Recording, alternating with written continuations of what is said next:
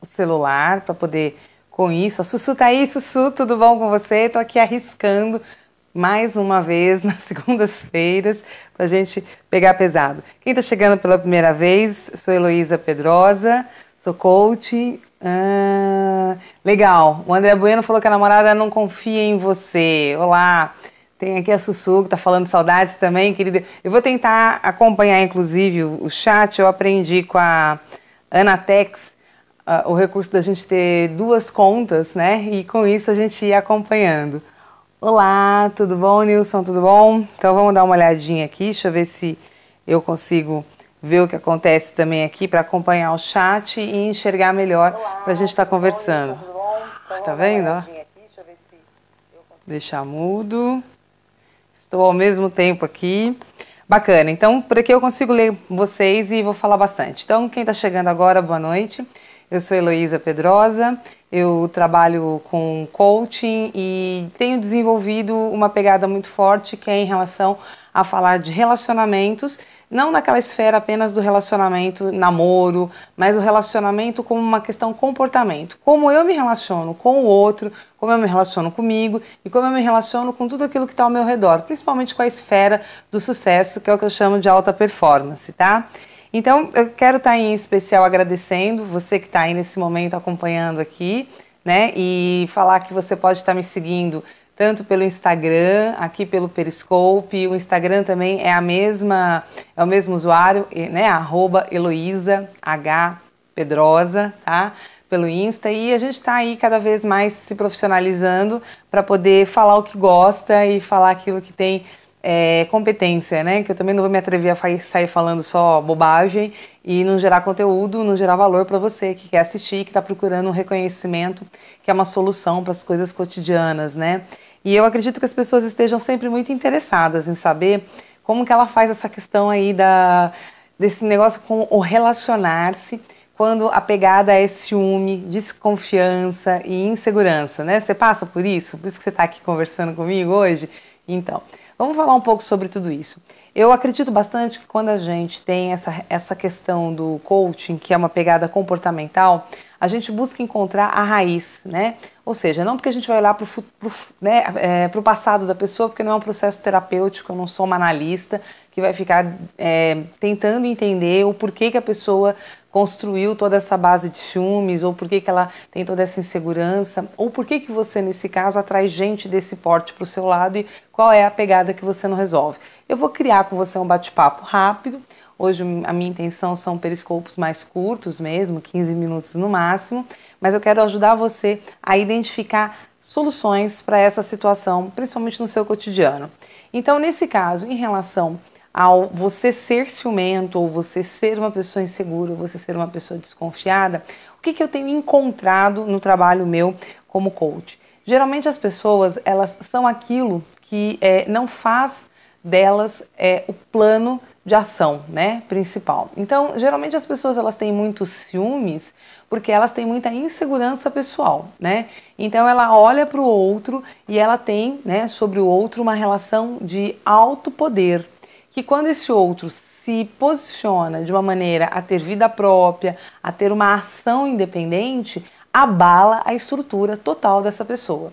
Então, o que é o ciúme? O ciúme, eu acho que em primeiro plano a gente pode nomear como um grande sentimento de posse, mas ele está transvestido de um comportamento. Por que eu teria a posse sobre o outro? Porque, em primeiro lugar, eu acredito que o outro não é, por livre e espontânea vontade, alguém que deseja estar comigo, certo? Então, seria nesse sentido a ideia, bom, se seria útil a ideia do ciúme, bom, eu acredito que a ideia central aqui é a gente reconhecer que todo e qualquer comportamento, ele causa um impacto. E esse impacto, ele causa, né, resultados em você e no outro à tua volta, né? E aí vai muito do que você busca. Se para você o resultado é importante, se é legal que o outro seja uma pessoa, o outro, a outra, os outros, né? Porque a gente fala de ciúme ou a gente fala de posse como se isso fosse uma coisa exclusivamente do relacionamento amoroso, afetivo, né? Não, a gente vê muito isso na família, né? A gente vê os pais com posse sobre os filhos, altamente enciumados em relação aos seus filhos. A gente vê irmão, irmã tendo ciúmes uns dos outros. A gente vê dentro das empresas muito ciúme. Quer dizer, o poder de posse que essa pessoa tem, na verdade, se transveste de um comportamento. Que pessoa é uma pessoa ciumenta? Bom, eu acredito que quando a gente vai estudando a base comportamental, a gente vai descobrindo, né, que as pessoas que agem por ciúme, elas geralmente estão criando um sentimento de defesa que é sobre aquilo que elas acreditam possuir, ou seja, elas querem defender. Tá, vamos falar sobre essa questão de sim, eu tenho ciúme porque meu namorado traiu tendo outro relacionamento. Vamos guardar essa que a gente vai falar. Me manda daqui a pouquinho que eu vou falar sobre essa situação de você querer conviver sobre uma base de merda, que é a expressão que eu quero usar, tá? Com todo o perdão, desculpa. Que é quando você quer estabelecer um centro de confiança com quem não deu a você bases para essa confiança. Me devolve daqui a pouquinho essa perguntinha que eu vou explorar com você. Mas vamos falar um pouco primeiro sobre a questão número 1, que é aquela pessoa que tem uma natureza ciumenta, aquela pessoa que tem uma natureza, e a palavra natureza aqui eu vou sacanear também, tá? Porque eu não acredito que seja da natureza, porque assim, não é porque nasceu com o ser humano, mas pode ser a nossa normose, é aquilo que a gente passa a ter como normalidade em relação a um comportamento na nossa cultura. É como lá na Índia os caras arrancarem o clitóris da menina fora à base de gilete e acharem isso da natureza deles, entendeu? Não, é a normose deles, é a cultura que diz que isso é normal e as pessoas passam a reproduzir como se fosse, entre aspas, algo comum e normal no dia a dia. Mas vamos lá, vamos pegar a questão do ser ciumento. Então, de modo geral, se você é uma pessoa ciumenta, você está sofrendo uma dificuldade em relação à construção de bases sobre as quais você tenha capacidade de entender que se aquilo que você possui se afastar, como você continua a sua vida, né? Será que a sua vida ela é feita sobre a base de uma pessoa? Ela é feita sobre a base daquilo que aquela pessoa constrói para você? Então é o seguinte, você tem posse sobre o outro, porque na verdade você não tem posse sobre você, certo? Então assim, você não se basta. E isso está em várias esferas para a gente pensar, que é o não se bastar no sentido de que você não sabe o que fazer com você mesmo quando você está só. E aí você cria uma ou uma dependência com pessoas. E nesse sentido, é mais ou menos visível para a gente, talvez até muito mais simples, quando a gente percebe as mães da geração aí da década de 60, da década de 50, que são mulheres hoje com 70, 80 anos, 60, 70, 80 anos. Quem tem uma mãe com essa idade já experimentou na pele toda uma cena de ciúmes que ela tem em relação a você. E geralmente esse ciúme vem de quê, né? Ela tem um mundo do qual ela não se basta, né? Ela não tem um cotidiano, uau, como é divertida a minha vida. Não, ela tem um cotidiano cheio de obrigações, que de verdade foi o que ela construiu para ela, é a base que ela se enxerga, que ela se sente ela, né? Até porque se você entrar lá no mundo dela, ela te joga para fora, porque ela é dona daquele espaço. Mas pensa, as mães geralmente são um excelente, excepcional exemplo para isso que eu estou aqui querendo conversar. Elas têm um mundo muito restrito, elas têm muito poucos recursos para fazer da vida delas algo que elas olhem e se sintam super animadas. E aí você aparece super, né, animada, super animado, fazendo a sua vida, fazendo na sua vida experiências maravilhosas, errando, acertando. A própria questão da liberdade ou liberação sexual já é um baita atrito com essa galera que hoje tem 60, 70, 80 anos. Então presta bastante atenção. Quando elas começam a criticar as suas atitudes, quando elas começam a observar você e se jogar como vítimas, dizendo que elas estão o tempo todo cuidando de você, fazendo de tudo para sua vida ser melhor. E aí você olha para a cara deles assim, para a cara delas e fica pensando, gente, mas eu não estou entendendo. Parece que essa pessoa, que é minha mãe, tá com ciúmes de mim. Pois então, ela tá. Na maioria das vezes ela tá. E é um ciúme que a gente, assim, custa a aceitar. Também não sei por que essa besteira. Porque a gente quer, de uma certa maneira, dizer que as coisas são certas ou que elas são erradas, que as coisas são boas ou elas são ruins, né? Mas a ideia do relacionamento que a gente tem com o outro e com a gente, ele é muito tênue, né?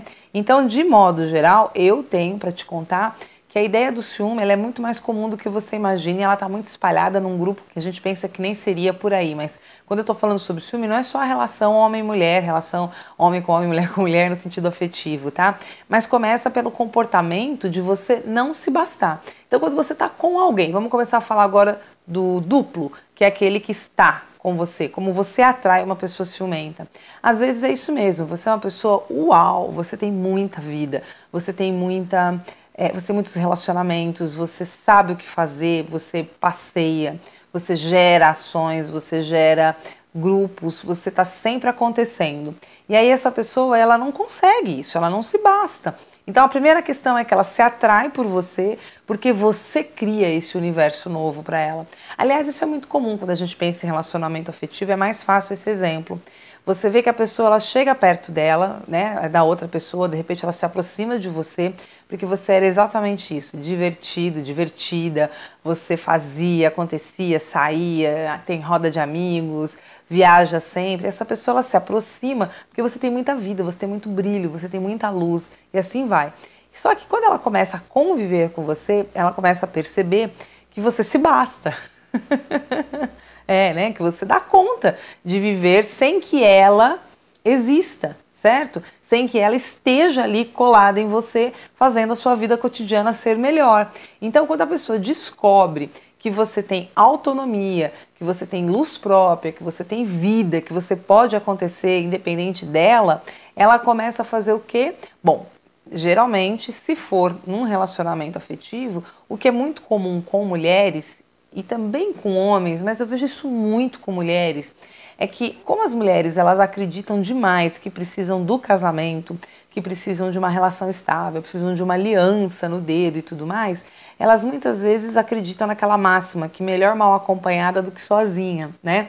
E aí essa pessoa chega e vai arrancando esse brilho dessa pessoa de uma forma muito, olha, aliás que a gente vai, eu tô querendo buscar exemplos, porque como eu converso com vocês aqui a partir dos insights, desculpa, não é nada escrito, não tô, com base no meu trabalho mesmo, como eu já te falei, eu sou coach, né, trabalho com comportamentos e desenvolvo projetos, né, de autoestima. Eu quero dizer o seguinte, é que essas pessoas, elas podem trabalhar devagarinho, minando a sua autoestima, né, com base nos ciúmes, na desconfiança, na insegurança dela. Ela vai trabalhando de uma forma a deixar você cada vez menos seguro, menos capaz de se bastar. Por quê? Porque ela começa a colocar cada vez mais defeitos e impedimentos na sua atitude. Ela começa a mostrar para você que a sua ação está tendo resultados negativos. Ela começa a trabalhar de uma forma a ameaçar você da presença dela em contrapartida à presença do outro, entende? Então é quando começa aquela coisa, nossa, mas essa sua amiga, ela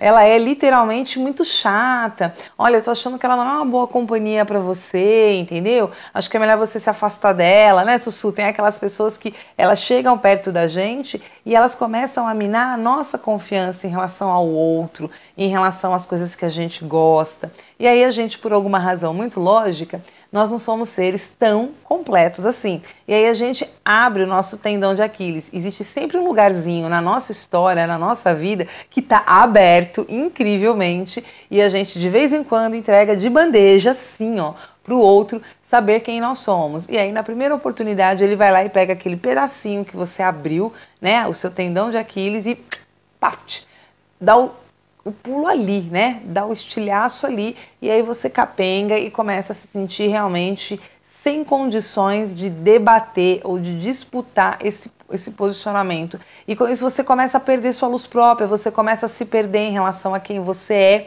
e aí você vai deixando o outro se apossar de você e tornar você um prisioneiro dele, né? Então a relação do ciúme, da insegurança, da desconfiança, ela é parte de um tipo de comportamento que na minha leitura tem o centro, número 1, no fato de que quem tem ciúmes não se basta. E quem se basta geralmente atrai quem não tem luz própria. Por isso a relação dos ciúmes é muito forte.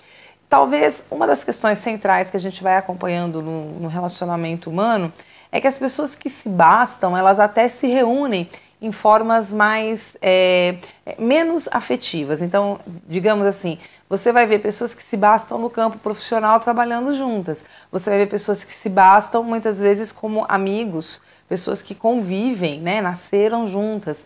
Mas quando você pensa realmente na relação afetiva, parece que tem que ter sim um pedacinho de dependência, né? Tipo, uma necessidade em relação ao outro. Ah, estou com ela porque ela me completa nisso, nisso, nisso. Estou com ele porque ele me completa nisso, nisso, nisso. E essa história de duas metades, que também atrapalham pra caçamba a cabeça das pessoas, vai criando o que eu consideraria essa ou codependência, né? Então as pessoas elas começam a realmente viver uma com a outra, não exatamente porque elas se bastam, mas é porque elas querem encontrar o que elas não têm, né? A questão da autoestima, a gente já podia começar a falar um pouco, tá? O Victor, ele tá posicionando aqui isso. Eu acredito, assim, que a palavra autoestima, que na psicologia a gente ouve bastante, a gente tem muita coisa escrita, bate no Google, você encontra milhares de artigos falando sobre autoestima. Eu acho que a gente tem que, acima de tudo, e também reconhecer que na nossa cultura é muito difícil você ser uma pessoa 100% autoestima, né? Você tem uma estima muito oscilante, porque a gente vive num modelo extremamente capitalista, que faz com que você olhe para o lado, olhe para o outro e você faça comparações. E aí, como você compara o tempo todo, você também se sente muito incompleto, você se sente muito, às vezes, nesse sentido, até muito inferior. E aí algumas histórias da nossa própria cultura vão sendo contadas e a gente vai acreditando, né? Então imagina o que é autoestima para uma pessoa que é negra, né? Imagina o que é autoestima para uma pessoa que é homossexual. Imagina o que é autoestima para uma pessoa que tem menos de 1,5 m, como um adulto, entendeu? Imagina uma pessoa ter autoestima quando o pênis dela, sabe, é considerado menor que a média. E assim vai. Como a palavra como o tempo todo as pessoas estão em processos de comparação, elas também perdem a completude delas, ou seja, elas perdem a individualidade delas, né? Elas deixam de ser quem elas são para poder querer ser o que o outro é. Quando ele começa a trabalhar esse duplo, obviamente não tem como ter autoestima, você começa a ter baixa estima, porque você está sempre buscando ser quem você não é. E aí você perde o valor de você, né? Você se perde, né, em relação ao seu próprio valor e começa a usar o valor do outro como teu referencial. Já se viu nisso? Na adolescência é muito comum, as pessoas fazem isso muito. Nas nossas histórias da adolescência, todos nós, de alguma maneira, oscilamos tremendamente na baixa estima, né? E é engraçado que depois você vai ouvir as histórias. Eu já passei por coisas muito engraçadas, graças a Deus. Eu também conheço de perto essa discussão sobre autoestima. Não pense você que eu me olho no espelho e acho essa loirona que você tá vendo aí maravilhosa. Não, isso é um trabalho que eu também tive que fazer comigo. Porque beleza, ou o estar bonita, ou ser quem você é, mesmo quando você não pesa o peso que o grupo cultural que você vive diz que é o peso ideal, ou quando você, enfim, não tem o cara, ou não tem o relacionamento, não tem a casa, não tem o carro, tudo isso contribui para você medir seu valor. E aí, o que é valor numa sociedade capitalista? Dinheiro, né? Dinheiro, beleza, beleza, silicone, essas coisas que estão aí na televisão expostas, massacrando qualquer um que não consiga copiar. Gente, como eu gesticulo, né? Eu tô vendo aqui na frente da câmera, desculpa se eu estiver deixando você tonto, reclama. Mas então, vamos falar um pouquinho sobre a questão do ciúme, de novo, pensando aquela pegada de, bom, eu tenho um relacionamento e essa pessoa que eu estou me relacionando, em outro momento eu namorava, convivia com ela e ela me traiu. Ok, vamos falar sobre isso? Te interessa? Eu tenho de verdade uma grande desconfiança sobre toda a base em que as pessoas constroem seus relacionamentos sem de verdade criar nesse relacionamento, como a gente falou agora há pouco, uma real relação em que ela não precise olhar para o outro como aquele que a completa. E aí quase sempre, quando a gente vê essas histórias de traição, eu percebo no relacionamento que a pessoa ela não consegue mais se sentir segura, porque ela usa o elemento comparação o tempo todo, né? Então assim, eu sou bonita e a outra com quem ele ficou nem é tão bonita, por que ele me traiu, né? Ou então, eu sou não tão bonita e a outra pessoa que ele ficou é muito bonita, é mais jovem. Pronto, elemento de comparação, né? Poxa, que nada, Victor, tá legal. Então eu tô fazendo meu papel aqui, que é falar sobre o tema. Fica à vontade, viu, Victor? Não estamos conseguindo conversar assim. Então o que eu percebo? Que de modo geral, no comportamento, na maneira das pessoas se relacionarem, quando elas criam laços e as bases da confiança são o outro que dá a elas, então imagina, se eu me acho uma mulher bonita porque o meu namorado o tempo todo diz que eu sou bonita, então pera lá, a hora que ele sai de perto de mim, eu perdi o meu espelho, né? E pior ainda, é que se ele dizia que eu era bonita, aí ele se afasta e vai se doar para uma outra pessoa, e aí essa outra pessoa eu descubro quem é, eu olho e fico a me comparar, acabou, deu zica total. Por quê? Porque é muito difícil eu perdoar, não é o ato da traição, mas é eu entrar num processo de baixa estima, de comparação. Eu só acredito de verdade que existem relacionamentos que conseguem superar a traição exatamente por esse fator. Porque a pessoa se basta muito, entendeu? Então, a hora que o outro vai lá e volta, ela aproveitou, também deu uma passeada, se reorganizou no mercado e viu que tá valendo a pena e que essa pessoa foi lá e se voltou é porque tá afim de ficar com ela. E aí a discussão não é mais se ela é bonita ou ela é feia, se a outra que ele ficou era bonita ou mais bonita ou era feia. Não é esse mais o debate. O debate ele está em outro nível. Ele está no debate da companhia, do partilhar, do estar juntos, entendeu? Então eu só acredito de verdade que quando você consegue conviver com alguém que te traiu, se a base do retorno foi porque você parou para pensar que, embora você se baste muito, essa pessoa é muito legal e compensa estar com ela, entendeu? Agora, se você tinha essa pessoa como um espelho, alguém que ficava confirmando sua beleza ou a sua completude, ela ficava te preenchendo para você se aguentar, é lógico que você não vai dar conta de aceitar a comparação.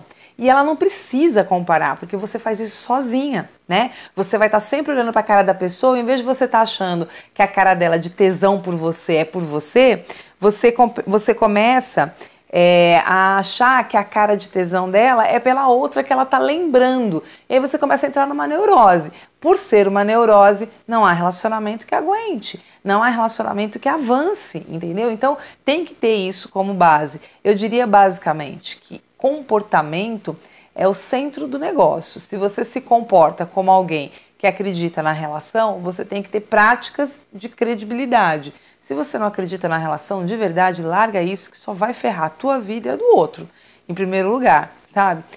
E é engraçado porque a galera da psicologia, ela fala muito bem sobre ressignificação, né? Você tem uma história sobre a sua vida, você tem uma história sobre quem você é. E se você acha que essa história, ela é uma história negativa, e aí o outro aparece, e você começa a pensar que a sua vida ficou positiva por causa da presença, né? Vem aí um ser, né? E começa a encarnar uma relação com você. E você começa a achar que você ficou mais bonita, porque toda vez que você faz o selfie, a figura tá na foto, né? Aí um dia essa figura resolve ir para outros galhos. E aí você fica absolutamente, né? Vazio. Poxa, não tem como. Não tem como. Isso é o que a gente vai chamar de um processo doentio. Então, qual a dica que eu dou de verdade? Que, primeiro, não aceite uma pessoa voltar com você se o que faz ela voltar com você não for porque você realmente acha essa pessoa um tesão, porque você gosta da companhia dela. Se a questão é, ela voltou porque agora eu vou mostrar para outra que ele é meu, agora eu vou mostrar para todo mundo que essa pessoa realmente é minha, isso aí só vai dar encrenca. Porque você vai trazer essa pessoa perto de você e você vai ficar numa cobrança terrível de alguma coisa que já é passado e que se ela voltou e você aceitou, você tem que ir pra frente, tem que seguir adiante. Eu não sei, eu coloquei na foto do meu chamado pro Periscope aquela coisa da pessoa que vai pegar o celular escondido, vai lá saber o que tá acontecendo, com quem anda conversando, tal. Eu, de coração, eu queria perguntar de verdade para cada um que tá aqui, se se essa história de bater papo com as pessoas, de verdade, é algo assim tão perigoso, sabe? Eu acho assim que as pessoas, elas confundem muito isso. Eu acho que as pessoas, elas estão dispostas, elas são mais protagonistas hoje em dia. As pessoas estão, sim, conversando mais umas com as outras, sabe? Agora, eu acredito que também tem outro problema. As relações humanas, elas estão muito complicadas, elas são cansativas, né? Elas estão esgotando a gente, porque você justamente está encontrando um monte de gente que está incompleta, que está com baixa estima, que não tem condições de ter recursos próprios para fazer a vida andar. E aí ela fica do seu lado encarniçada, te guardando ou te pondo mesmo zica, sabe? Então, eu não sei, hoje em dia eu vejo bastante que não é que eu acho que as pessoas estão só se traindo ou não estão se traindo. Eu acho que para mim o debate não é esse. O debate é que para você se relacionar com o outro, será que... Qual a dica de ser autossuficiente? Vou te falar. Eu acredito, vou falar sobre isso. Vamos pegar essa questão da autossuficiência. Eu acredito muito assim, que as pessoas, elas vão falar da autossuficiência já como uma base sobre relacionamento. É que assim, autossuficiência não é você ter uma boneca de plástico para transar com ela, não é ter um consolo, não estou entrando nesse mérito, não. Eu falo que você precisa ter muito cuidado para não projetar no outro as suas faltas. Entendeu? Eu acho que a gente tem que ter cuidado com isso. Então, assim, todo mundo está incompleto, até porque esse conceito de incompletude, a religião, de modo geral, ela fala muito sobre isso. Porque quando ela fala que a gente está indo em direção à nossa essência, que a gente tem que encontrar a nossa perfeição, já está pago a nossa passagem para o inferno. Não adianta, a gente está o tempo todo achando que a gente não é completo.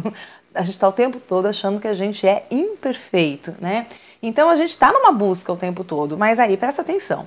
Você, sabendo disso que você não tem. Então tá, vamos lá. A Elo é coach, a Elo, ela fala em público, a Elo, ela atende clientes. Então eu tenho vários recursos, ok? Aí você tá convivendo comigo e você olha pra mim e fala, poxa, eu queria tanto ter isso que a Elo tem. Eu queria tanto ter isso que a Elo, fazer isso que a Elo faz. Eu acho que eu quero ser coach, nossa, eu acho que eu quero ser palestrante. Ó, então você tá buscando em mim uma inspiração. Até aí não tem problema. Então vamos falar sobre a autossuficiência. A questão é que na hora que você começa a exercer o seu modelo de comunicação, de repente o seu timbre de voz é diferente. Ele não é igual ao da Elo. O problema é que a partir daí você vai entrar num modus comparação.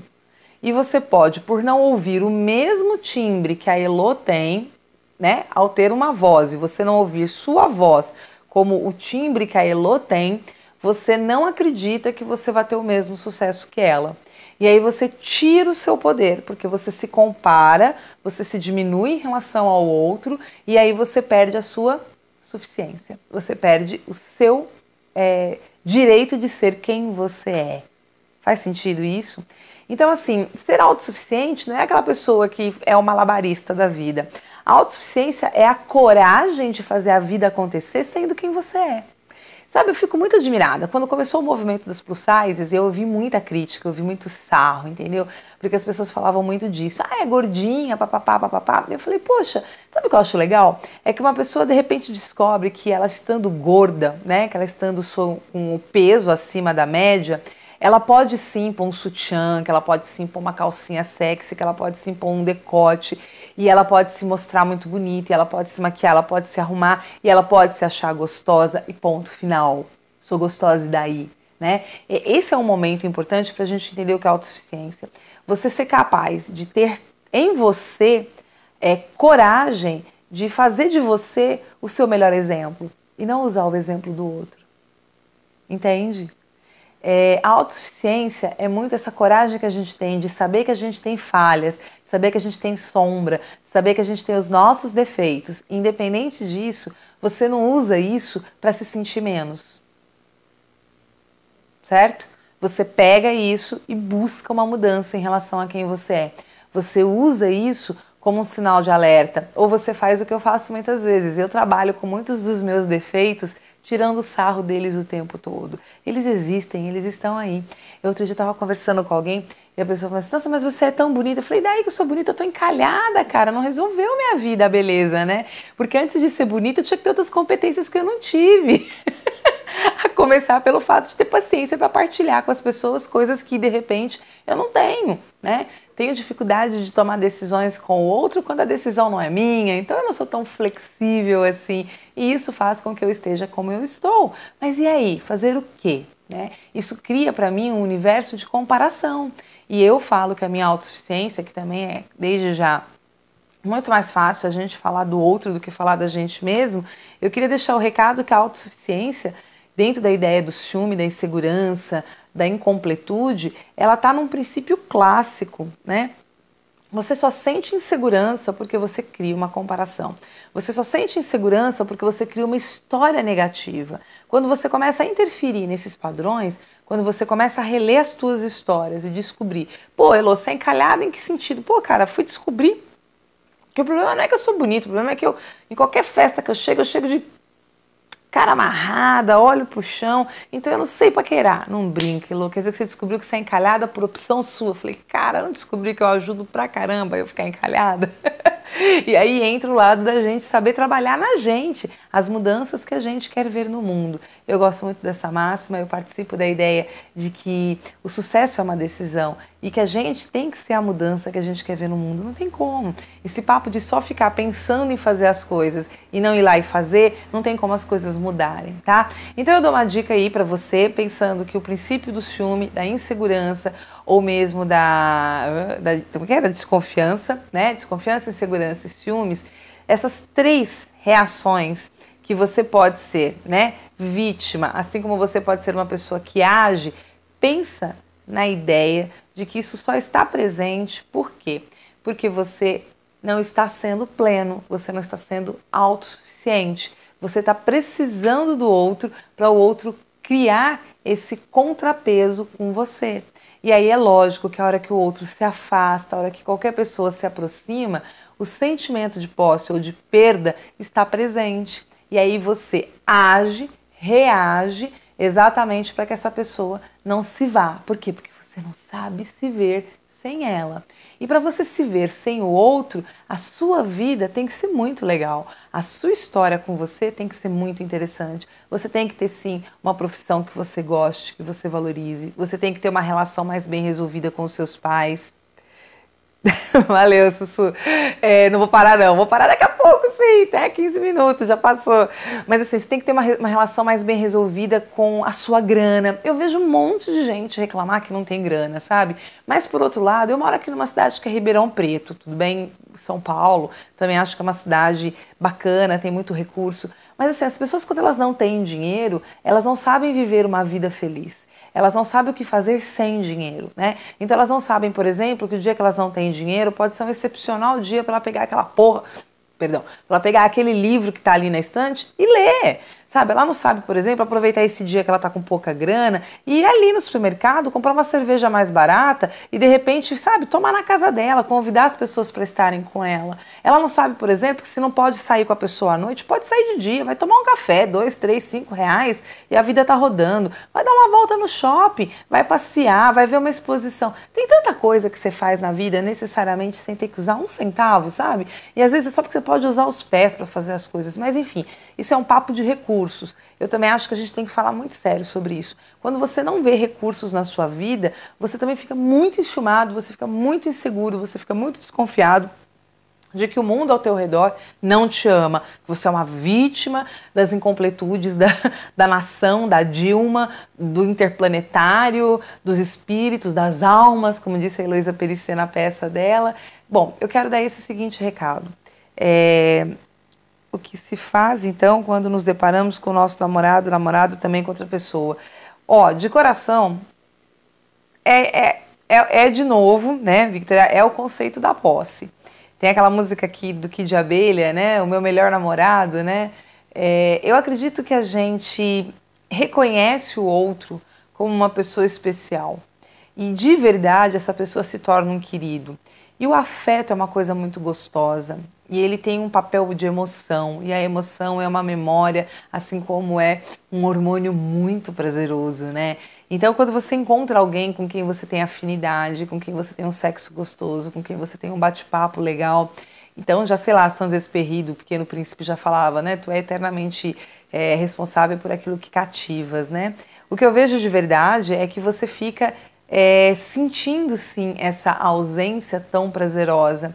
Isso só mostra pra gente que a gente está num mundo de comparações. Essa pessoa ela ganha um lugar muito especial, porque de modo geral, as pessoas com quem a gente convive não estão tão especiais ou não estão se fazendo tão especiais quanto essa pessoa. E quando você vê essa pessoa com outra, você tem que ter clareza que é uma decisão que ela tomou, porque de repente a vibe que ela tá pede essa outra pessoa, tá? Ela não pede você. É engraçado, quando a gente vê empresas decidirem por demissão, né? Quando a gente vai fazer aquele debate sobre o porquê você está sendo demitido e assim por diante, as pessoas elas falam muito fortemente que é legal você é uma pessoa com competências, com habilidades, mas que nesse momento, nessa empresa, essas suas habilidades, essas suas competências, elas não estão adequadas ao que a gente tem, né, para oferecer. A gente não está conseguindo absorver o que você traz para a gente.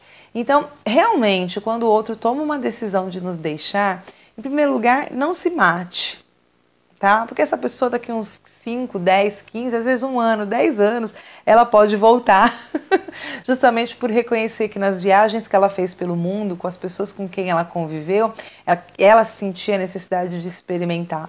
Eu vou terminar com um caso que é meu, sabe? Eu tive um namorado que eu falo que depois de uns 3 anos, eu olhei e falei, cara, esse era o cara.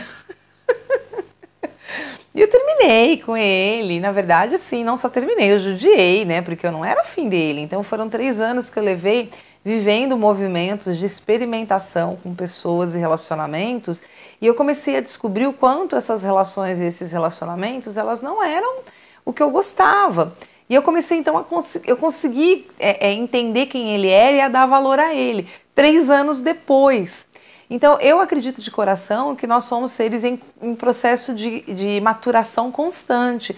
Então, hoje você está de um jeito, daqui um mês, daqui um ano, daqui 10 anos, você está de outro.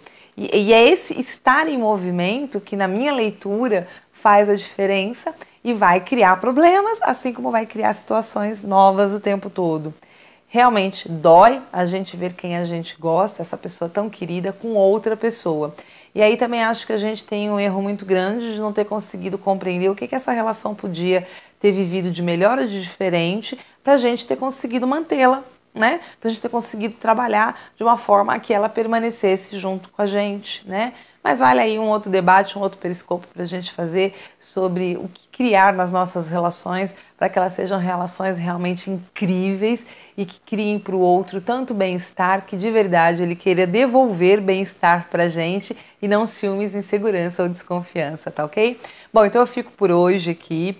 Quero agradecer a audiência, você que está participando, dizer que esse teste para mim está sendo muito valioso, né? Eu pretendo mesmo continuar com essa pegada sobre a fala do coaching, sobre comportamentos, situações cotidianas. Te agradeço pelo carinho, pela atenção e compartilhe. Esse vídeo vai estar disponível aí na minha fanpage, né, do Heloísa Pedrosa. Você pode me encontrar Heloísa Pedrosa Master Coaching. É a fanpage da minha figura pública. Você pode me seguir pelo Instagram e compartilhe com as pessoas. Em breve aí algumas novidades, né? Sou sua vizinha, Michele. Você está aqui, na cidade de Ribeirão, perto de Ribeirão. De onde você é?